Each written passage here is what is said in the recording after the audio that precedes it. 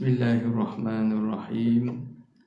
Alhamdulillahi rabbil alamin wa afdhalus salati wa atamut taslim ala sayyidina Muhammadin asyrafil anbiya'i wal mursalin wa ala alihi wa sahbihi ajma'in.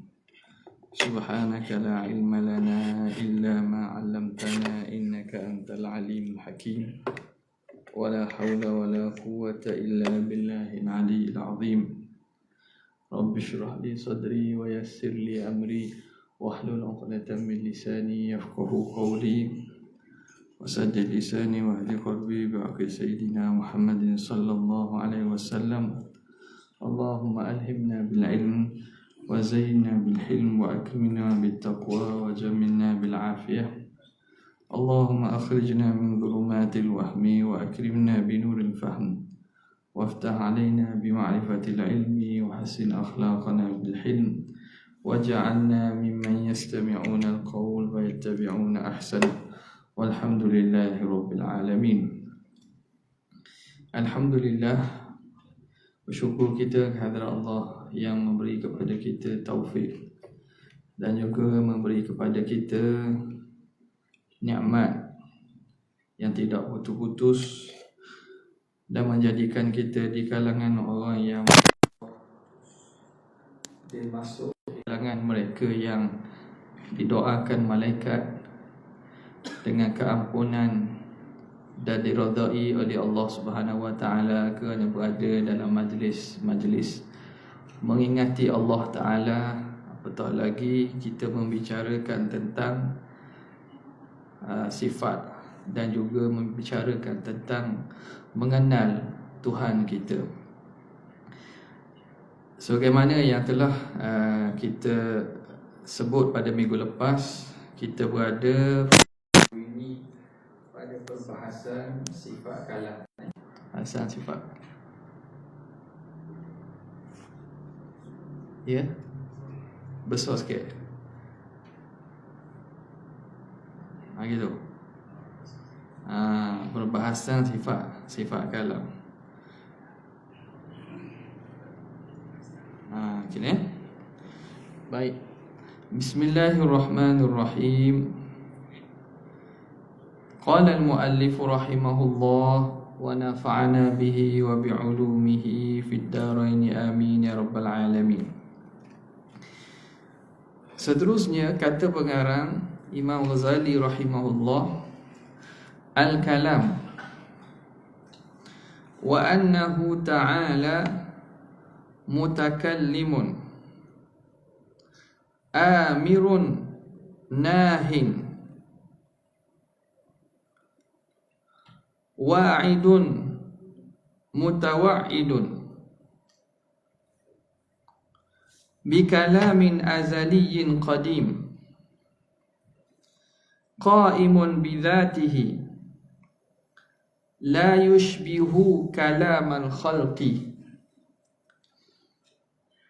falaysa bisautin yahduthu min insilalil hawa'in aw istikaki ajramin wala biharfin yanqati'u bi itbaqi syafatin aw tahriki lisanin.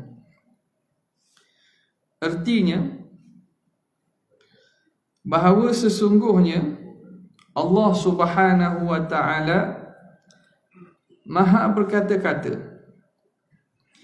Dia menyuruh, melarang dan memberi janji baik dan janji buruk dengan sifat kalam azali lagi sedia yang ada pada zatnya yang tidak serupa dengan kata-kata makhluk.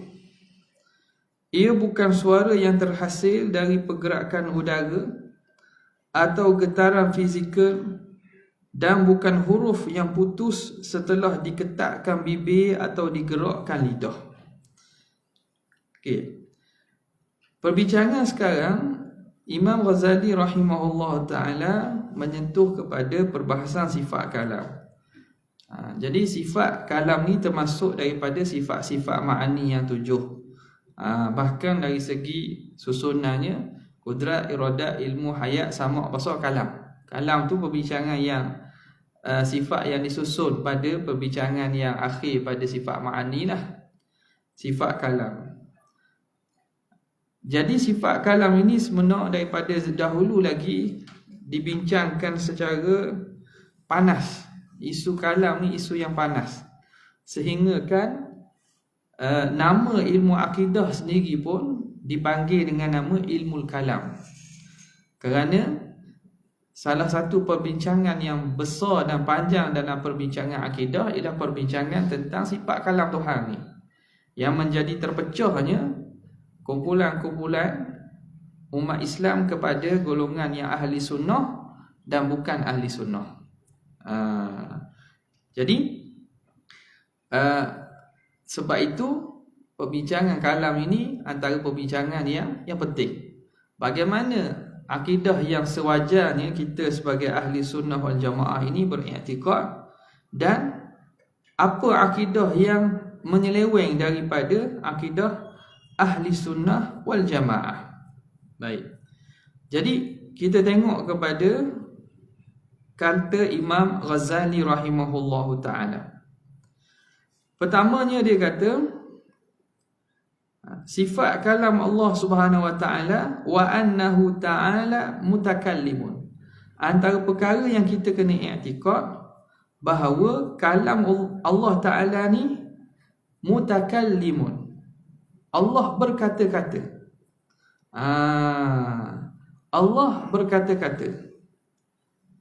Bila Allah berkata-kata, maknanya dia mempunyai sifat kalam. Jadi kalam yang nak dibincangkan dalam ilmu sifat 20 ini ialah sifat kalam yang ada pada zat Tuhan tu. Sifat itu. Okey. Pembuktian Allah Ta'ala berkata-kata ni banyak caralah. Dalil yang paling mudahnya Quran tu lah. Quran ni kita panggil kalamullah. Quran ini ialah kalam Tuhan. Maknanya pada diri Tuhan ada sifat kalam. Bukan mushaf atau bukan Quran hok cetak tu bukan makna sifat diri hok ada sifat di Tuhan tu, bukan. Itu kalam Al-Quran yang ditulis dalam mushaf yang kita baca dengan mulut kita, kita hafal, kita ingat, itu kita membaca kalam Allah. Maka bila ada kalam Allah, maka pada diri Tuhan adanya sifat kalam. Adanya sifat kalam. Nak faham tu? Jadi perbahasan kalam yang nak dibincangkan dalam sifat 20 ni ialah sifat kalam yang ada pada diri Tuhan tu. Bukannya apa yang dibaca dalam mushaf tu. Itu dibincangkan juga tapi kemudian sikit. Dalam perbahasan kalam, kerana nak membezakan antara kalam lafzi dan juga kalam nafsi. Kalam nafsi yang dibincangkan ni merujuk pada kalam nafsi, iaitu sifat zat yang ada pada diri Tuhan. Yang dibilang sama bahasa kalam tu merujuk pada sifat zat yang ada pada diri Tuhan yang dipanggil sebagai kalam nafsi. Okey, macam mana bukti bahawa seseorang itu ada kalam nafsi? Dia boleh bercakap, dia ada kata-kata macam kita. Kita bila bercakap, kita bercakap ni, percakapan kita menunjukkan pada diri kita ada sifat kalam. Bila kita cakap ni, saya cakap ni, makna pada diri saya ada sifat kalam. Buktinya saya boleh bercakap. Maka percakapan itu menunjukkan pada diri saya ada sifat kalam. Hatta masa saya diam sekalipun, sifat kalam tu tak ada. Duduk dua orang. Seorang bisu, seorang boleh bercakap. Seorang bisu, seorang boleh bercakap. Kedua-duanya senyap. Senyap. Kita tak boleh nak bezakan. Tapi ada beza tak antara orang bisu dengan orang hok tidak bisu? Masa dia diam tu ada beza tak? Tengok zahir tak ada, tapi pada sifat dia ada beza. Ada beza. Orang bisu duduk sebelah dengan orang yang tak bisu. Nampak tak? Nak cari natu. Nak cari natu. Mari dua orang. Seorang duduk mari dengan saing dia dua orang. Jadi duduk dua orang, senyap dua-dua. Pada permulaan kita tak boleh bezalah. Jadi juru cakap. Saya mari nak pinang atau nak merisik anak ayah haji. Nak merisik anak mak haji. Bagi kawan saya. Senyap kawan tu. Buat apa? Tak boleh cakap punya. Sebab masa diam tu tak tahu. Bila suruh bercakap dia cakap. Jadi masa diam tu, sifat kalam tu beza dia. Orang yang ada sifat kalam, walaupun masa dia senyap, sifat tu ada. Buktinya bila nak suruh cakap, dia boleh cakap. Orang yang bisu, masa dia senyap, sifat kalam dia tak? Ada. Masa suruh cakap, memang tak boleh lah, sebab tak ada sifat kalam. Sebab tidak ada sifat kalam. Jadi walaupun sifat kedua-duanya nampak sama. Tetapi seorang mempunyai sifat kalam, seorang tidak mempunyai sifat kalam. Okey. Kalam yang nak dibincang ni sifat kalam yang ada pada diri itulah. Itu ni sebuah makhluk. Pada perbincangan sifat 20 kita ini, sifat kalam yang ada pada zat Tuhan, yang qadim, yang azali. Lepas ni kita akan tengok bahawa benda itu sebenarnya tidak sesukar sebagaimana yang dijadikan isu. Apabila kita salah faham, kita akan tuduh golongan ahli sunnah dan asy'ariyah ini sebagai golongan yang menyeleweng kerana menafikan Al-Quran itu, menafikan Quran ni. Padahal tidak, tuduhan itu tidak. Tidak ada yang mengatakan Quran bukan kalamullah. Siapa yang mengatakan Quran bukan kalamullah ni berat. Berat, keluar dah daripada daerah Islam tu tubik dah, sebab Quran memang kalamullah.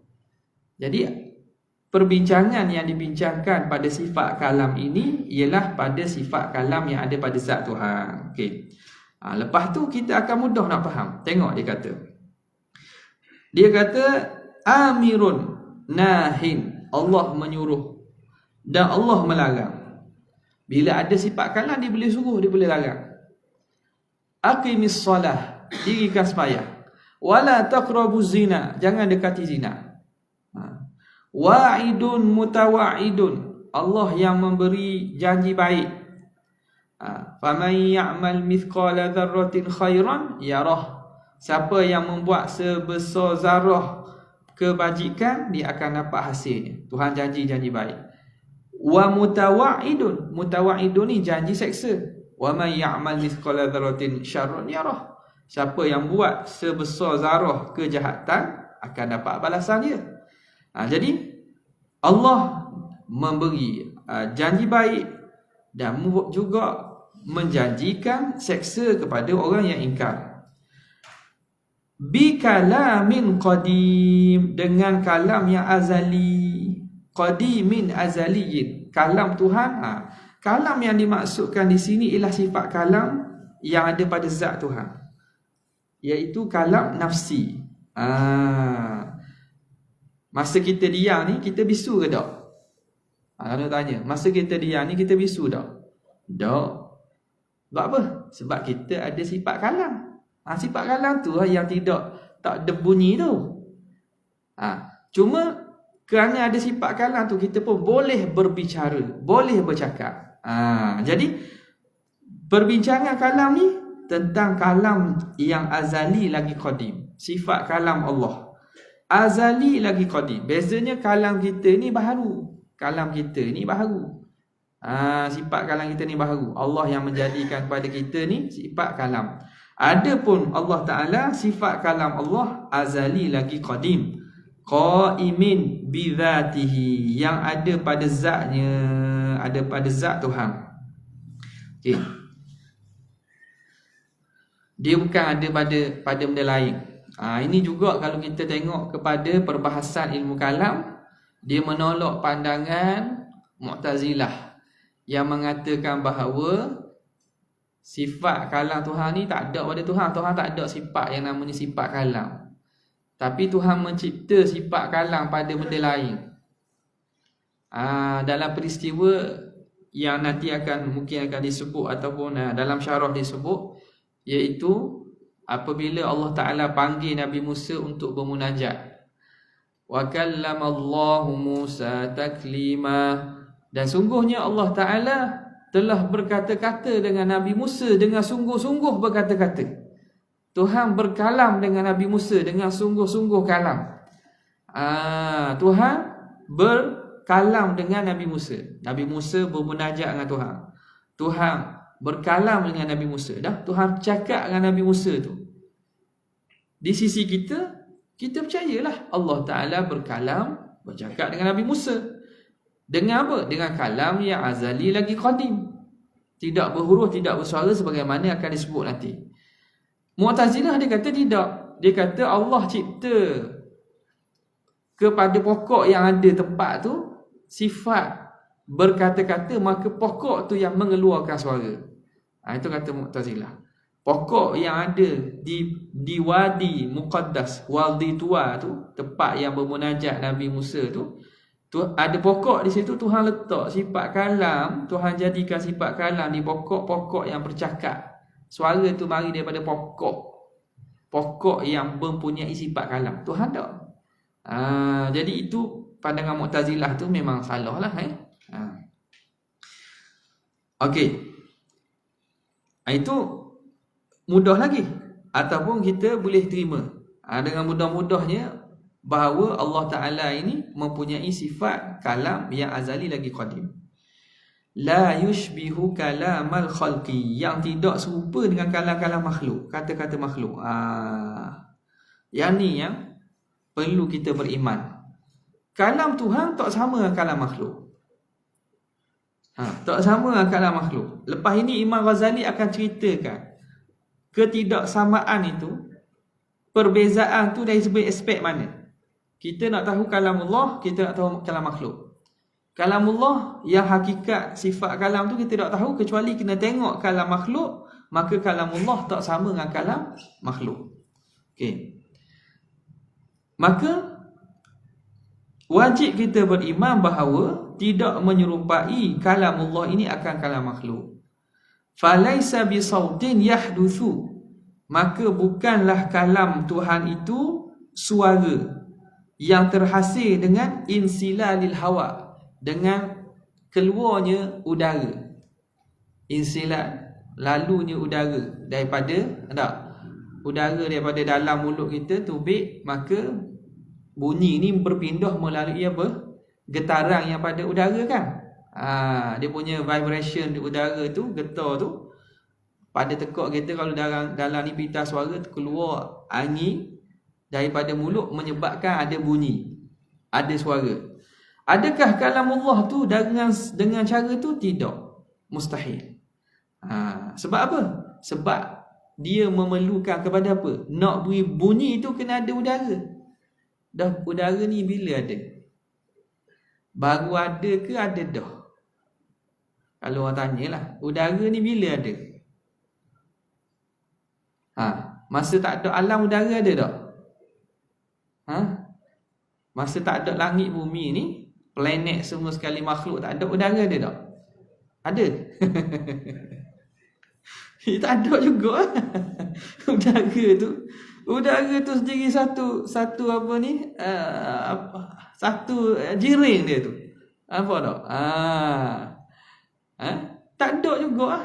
Jangan faham ruang kosong. Lepas tu Tuhan cipta bumi, planet lah, malah bukan. Tu mana? Tu tak ada langsung. Udara pun tak ada. Jadi bila begitu, Bila dikatakan kalam Tuhan tak sama kalam makhluk, kerana kalam makhluk ni terhasil dengan sebab keluarnya insilalil hawa. Dengan apa nama ni, keluarnya melalui dengan udara, berpindah dengan udara. Terhasil dengan pergerakan udara.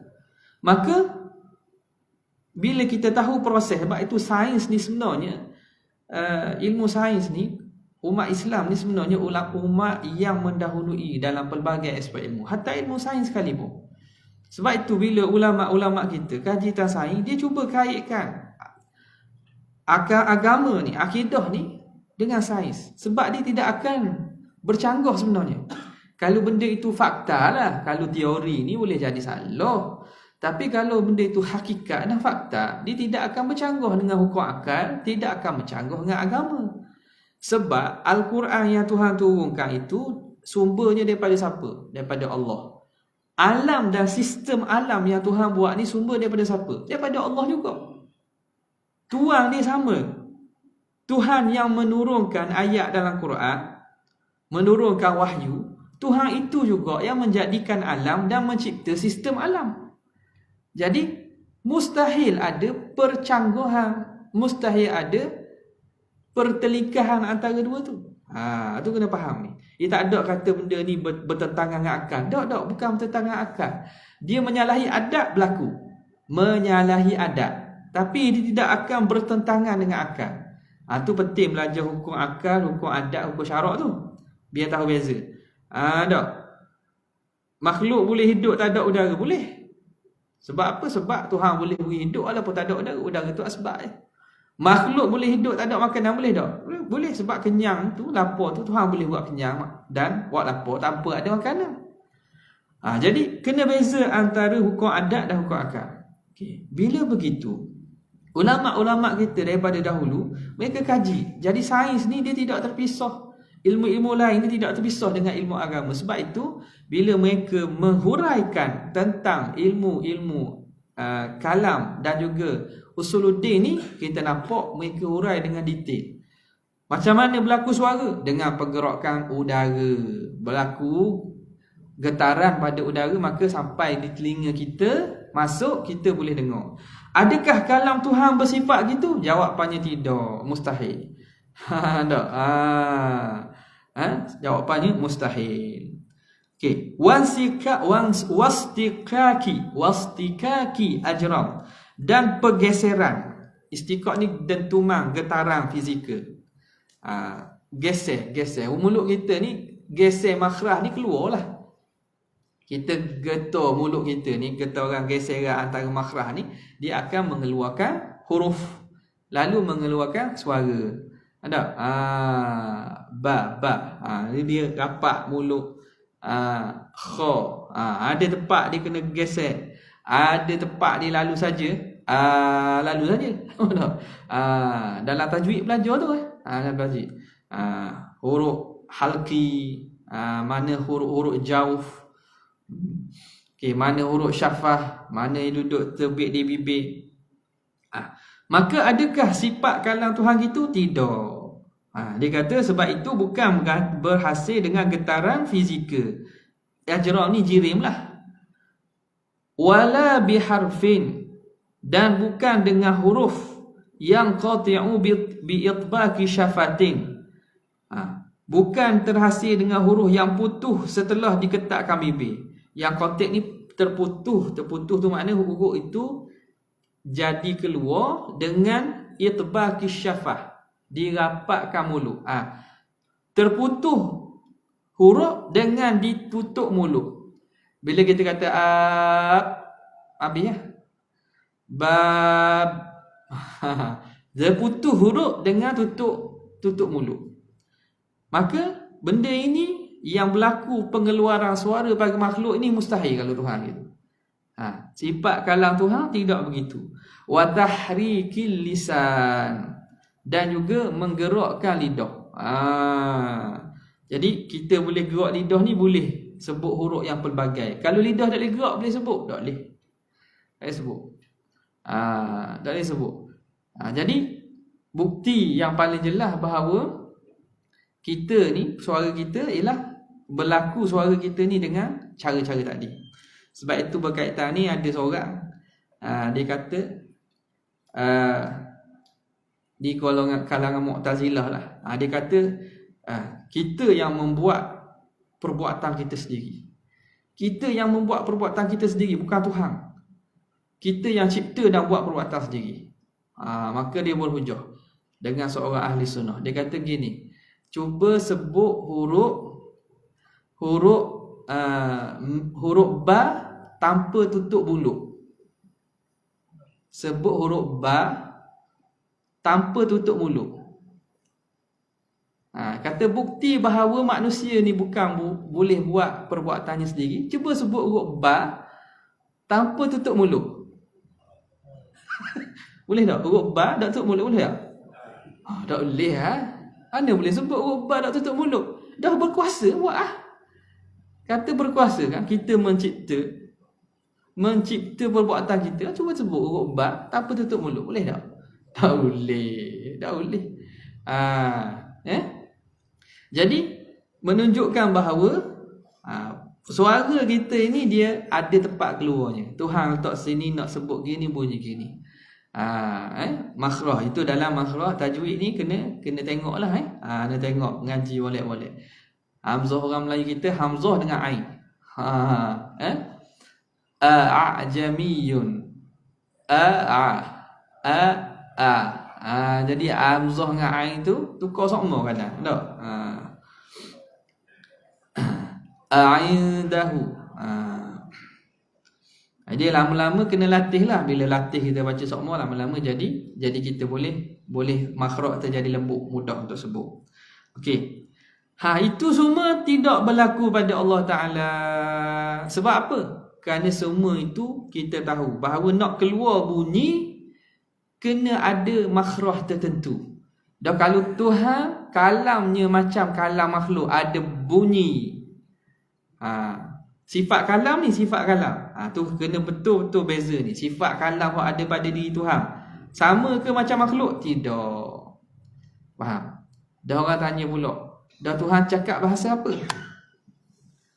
Ni kalau cari di YouTube ni adalah orang ngajar gitu. Tuhan cakap bahasa apa? Tuhan cakap bahasa apa? Semelayu, bahasa India, Sejerman, Searab. Jadi ada seorang ustaz dia kata Tuhan cakap bahasa Arab Sebab dalam disebut dalam riwayat bahawa kan lughatul ahli jannah, lughatul arabiyah, lughatul ahli jannah kan. Lughah bahasa ahli syurga bahasa Arab kan. Bahasa ahli syurga bahasa Arab. Dan Tuhan cakap bahasa Arab. Tengok. Yang orang ni tak faham lah ni. Dia tidak faham perbincangan sifat ni. Maknanya Tuhan cakap bahasa Arab. Bahasa-bahasa ni nak terdiri daripada huruf. Tak? Nak sebut bahasa apa terdiri pada huruf. Kalau kita kata sifat zat Tuhan tu sama macam makhluk ni berbahasa Arab ni, makna apa? Nak sebut bismillah, boleh sebut sekaligus tak? Dalam masa yang sama, detik yang sama tubik setokor. Bismillah. Tu tak tokor dah, sebut ba, bismillah. Sebut sesama ba, sing, mik. Cuma bismillah. Boleh tak tubik sekaligus? Tak boleh. Bismillahirrahmanirrahim. Ambil 2 saat gitu tak? Boleh sebut sekaligus sesaat boleh?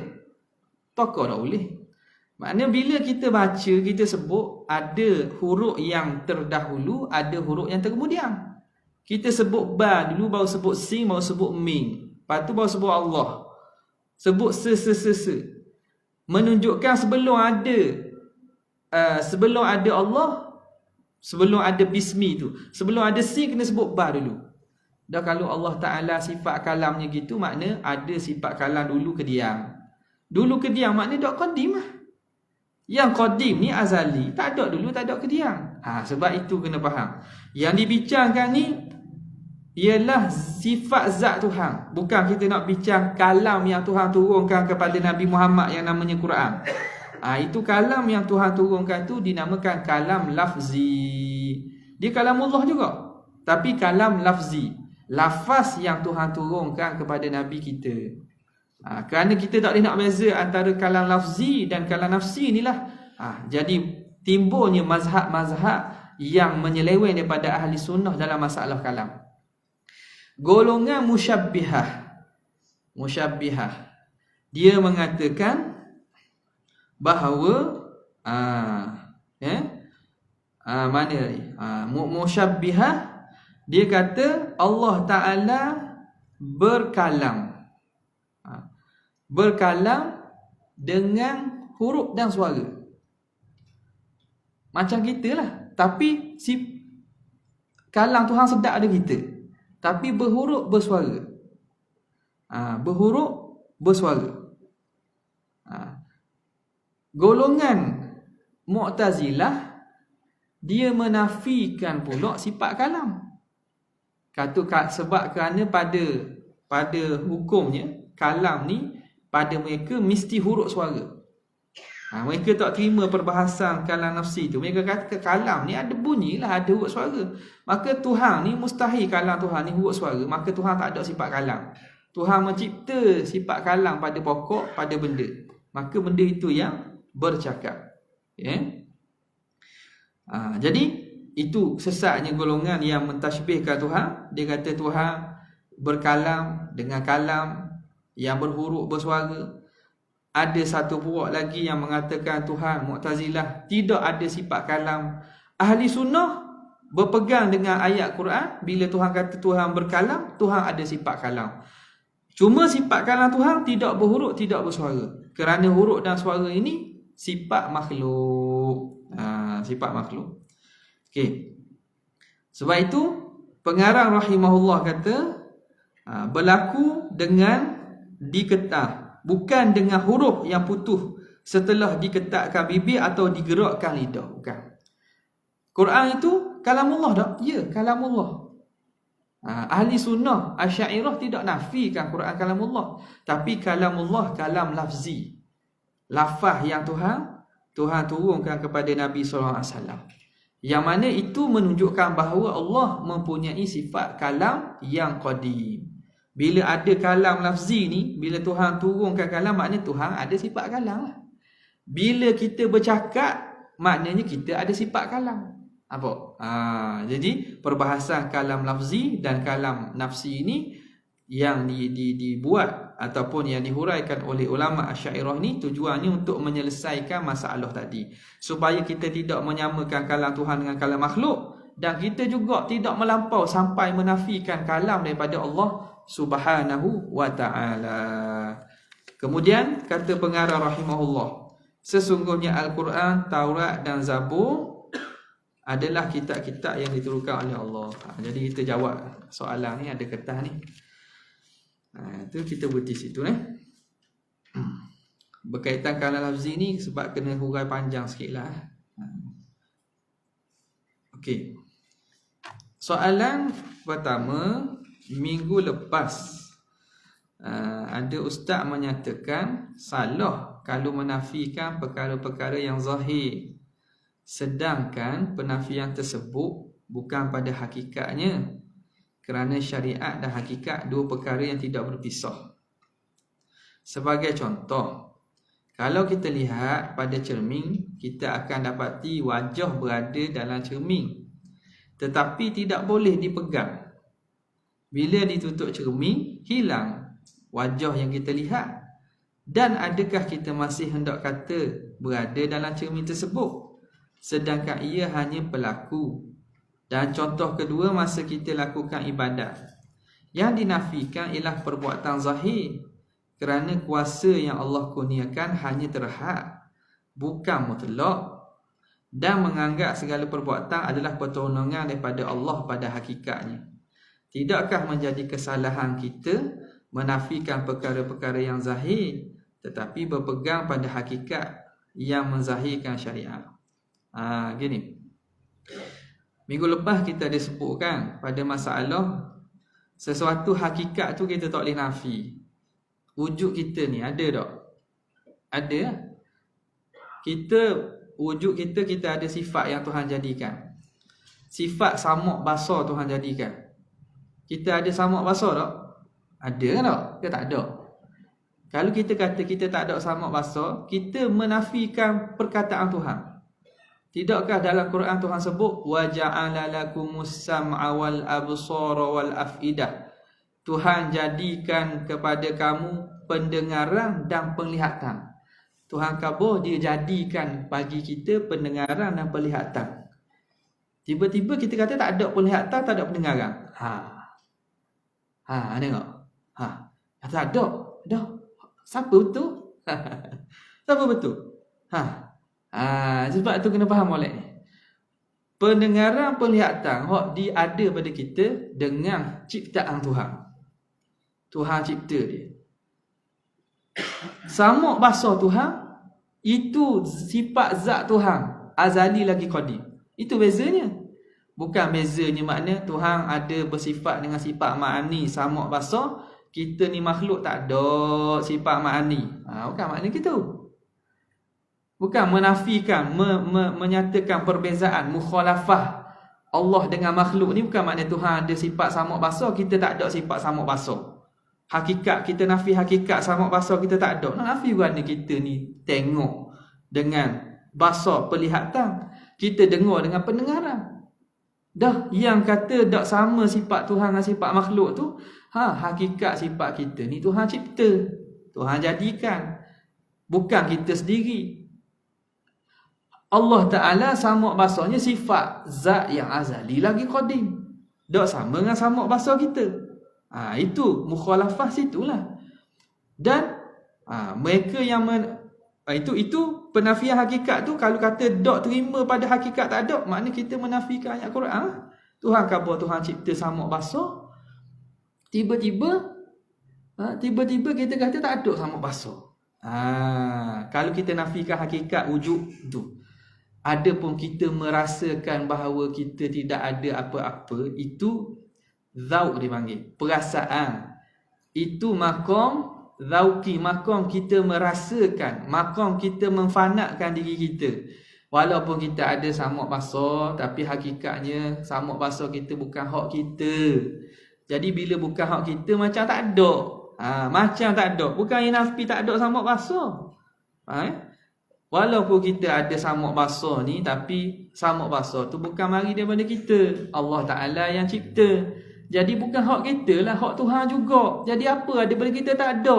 Kalau gitu tak apa. Kalau faham dengan itu tak ada masalah. Sebab ia bukan menafi samak basah hakikat wujud dia tu. Dia menafikan dan merasakan apa yang ada tu bukan hak dia. Jadi kalau macam tu tak ada masalah.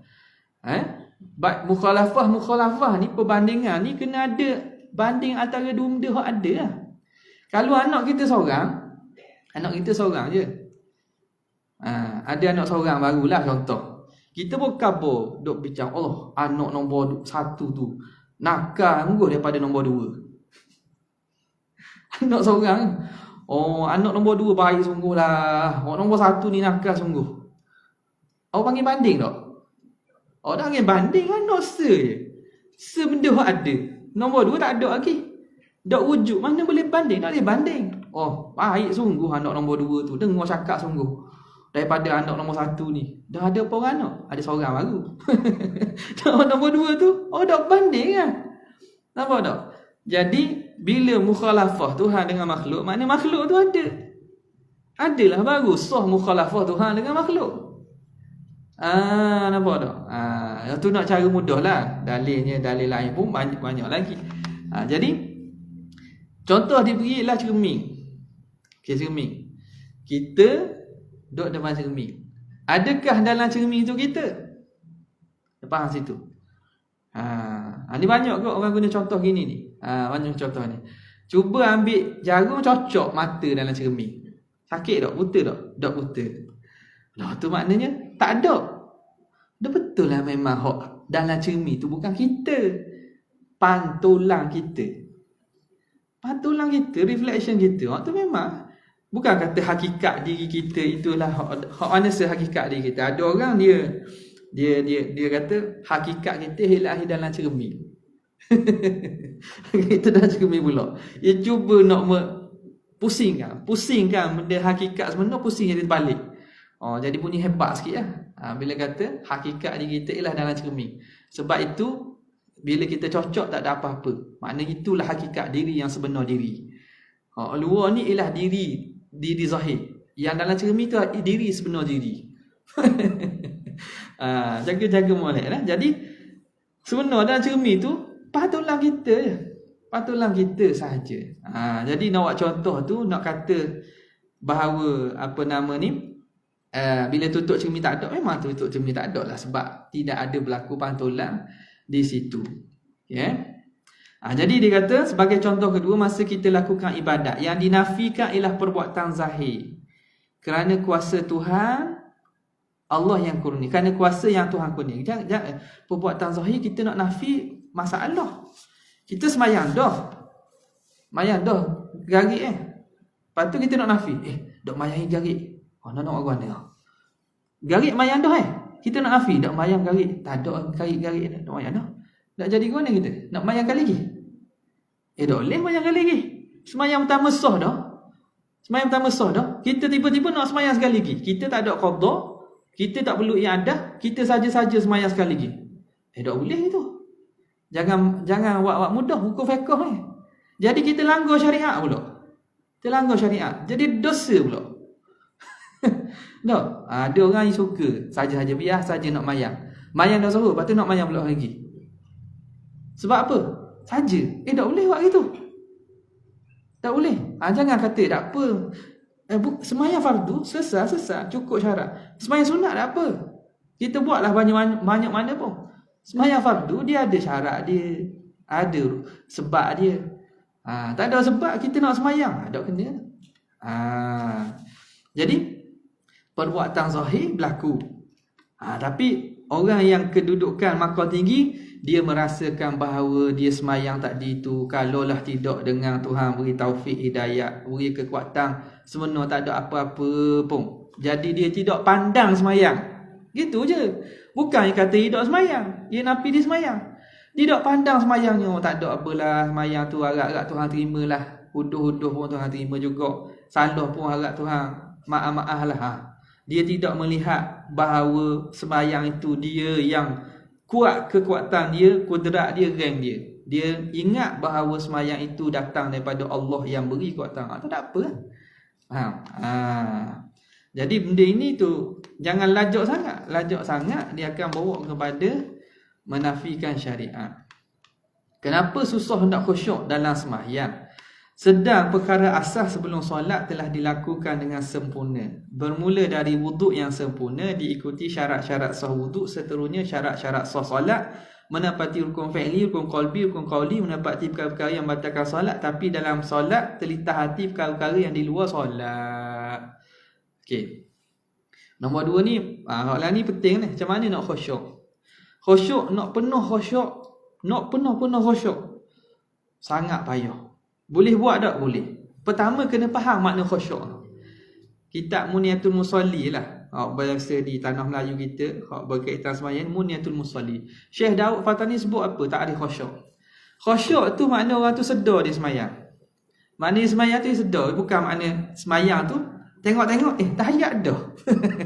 Waktu tu laku kot ada tak? Allahu Akbar, sedar-sedar, tahiyat akhir dah. Waktu mana dia tidak hadir diri tu, tidak mengira-ngira sembahyang. Pertama yang kena sedar, dia tengah sembahyang. Pergerakan dia, tuntutan dia. Yang kedua ialah dia memerhati bacaan. Dia memerhatikan bacaan. Dah. Perhati bacaan macam mana? Bacaan dia tu bukan maknanya kena tahu sesa. Kalau tahu sesa, tahu tafsir lagi molek. Tapi tahu, ayat ni cerita bab syurga, atau ni ayat Quran ni. Ayat Quran ni kalamullah ni. Kita kena perhati. Ada apa dah tu? Dia panggil mengetahui makna secara umum apa yang dibaca. Dan yang seterusnya ialah tidak memikirkan perkara yang selain daripada sembahyang. Tidak fikir perkara yang selain daripada sembahyang, hatta perkara akhirat sekalipun. Makna tengah semayang tu kita fikir semayang lah. Semayang. Tak usah fikir nak makan roti canai apa semayang ke. Tengah nak nasi ke, tengah gula ke, nampak? Takut kaki kan lambat kacang naik kepala macam-macam pula. Jadi jangan fikir benda hak luar daripada semayang. Itu takrif khusyuk pada syariat. Mana kalau kita buat waktu 3 tu khusyuk lah. Dan khusyuk ni darjat banyak. Khusyuk ni banyak darjat. Apabila kita baca kitab-kitab tasawuf, kita baca darjat khusyuk ahli sufi, orang yang wali. Memang payah kita nak capai. Hak ni kadang-kadang khusyuk tahap ni dia mari dengan pemberian Tuhan. Tapi sebelum tu ada usaha-usaha lah. Tapi nak boleh ke setara tu pemberian Tuhan je. Nak boleh khusyuk daripada awal sampai akhir. Kita baca orang semayang sampai boleh hinggap, burung hinggap, dok gerak. Tak, semayang sampai boleh orang buang panuh dok sakit. Kita dok bayang tu, kita faham itu khusyuk. Itu tahap khusyuk tinggi. Hak tu nak sampai situ tu pemberian Tuhan. Ghaliknya lah, ghaliknya. Tapi hak khusyuk yang dituntut dalam syariat macam sebut tadi, sedar kita dalam semayang, mayati bacaan, tidak fikir benda hak luar semayang. Nampak senang tak? Tapi nak payah nak jaga sampai akhir tu payah. Betul ni. Nak jaga sampai akhir tu payah. Tapi benda ni dalam kemampuan kita. 3 perkara ni dalam kemampuan kita. Kita boleh tolak fikiran daripada memikir perkara luar. Tapi syaitan memang mari sokmo. Tu memang. Sebab itu ada orang cerita lah, betul kedok dia kata bukti bahawa orang Islam ni semayang dia betul ataupun dia ni agama betul. Tengok semayang mari waswah. Mari waswah, mari bisikkan lah. Orang semayang kan biasa waswah tak? Ada bukan biasa, ada lah waswah. Cik orang nyembah, ada waswah tak? Dia kata betul juga. Nyembah. Berapa kali nak nyembah? Was-was tak? Tak. Jadi syaitan ni kacau hak betul. Syaitan ni dia kacau hak betul supaya jadi pahala kurang atau jadi apa nama ni, kita jadi lupa. Hak salah dia tak kacau. Tak. Dia tak kacau mak kepik. Nak kepik. Nak tekan nak tu nak tekan nak undur tak kacau. Dia kacau orang semayang lah. Dia nak kacau orang nak buat maksiat. Sebab apa? Sebab benda jahat memang dia kacau orang buat benda baik. Okey, masa zikir mengisbatkan Allah sahaja yang disembah, tiada yang lain darinya. Adakah masa berzikir hendak disertakan dalam hati yang wajib, mustahil, haruh? Tabligh fatanah. Ni perbincangan ni ada disebutlah. Gini, secara mudah.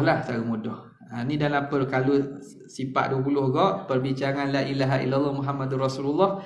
Simpulan 50 akidah yang ada pada la ilaha illallah Muhammadur Rasulullah tu. Jadi ada di kalangan guru-guru orang ulama-ulama kita ni, dia kata masa kita ucap la ilaha illallah Muhammadur Rasulullah tu kena mari bayang 20 sifat hak wajib, mustahil, hak haruh. Lepas tu 4 hak wajib bagi Nabi, hak mustahil, hak haruh. Tu payah sikit sebenarnya. Dia yang kalau mampu boleh alhamdulillah dah. Tapi tak gitu. Nak faham makna la ilaha illallah. Yang makna la ilaha illallah sendiri pun kalau tengoknya kan, la mustaghniya an kulli ma siwa wa muftaqiran ilahi kullu ma adahu illallah. Tidak terkaya daripada yang sebarang yang selain daripadanya, dan tidak berkehendak kepadanya oleh selain daripadanya kecuali Allah. Nak terang, nak mari tu. Kalau boleh mari tu, boleh lah. Tidak terkaya Tuhan dari yang lain daripadanya, dan tidak berhajat kepadanya oleh yang lain daripadanya kecuali Allah. Masa mana sebut la ilaha illallah. Tapi nak dapat gitu, apa nama ni, kena faham dulu makna la ilaha illallah. Sebab itu bila mengaji kita dah lalu dah sekali, kita sebut la ilaha illallah, kita litah saja. Makna la ilaha illallah Tuhan saja, Allah saja Tuhan. Tu makna pendek. La ilaha illallah, Allah saja Tuhan. La ma'buda bihaqqin illallah, ataupun tiada yang disembah dengan sebenar melainkan Allah. Cukup dah. Melitahkan tiada yang disembah dengan sebenarnya melainkan Allah tu cukup dah. Dah hak lain-lain, hak wajib musayyarah tu, hak masa belajar ni lah. Masa belajar ni kita faham betul-betul. Masa kita baca tu kita litah lah. Tidak perlu makna kena la bilang sesuai tak. Ilaha. Tambah gitu nak tahlil. Makan nasi lagi lah. Tak. Jadi sekadar tu saja. Billahi taufiq hidayah. Assalamualaikum warahmatullahi wabarakatuh.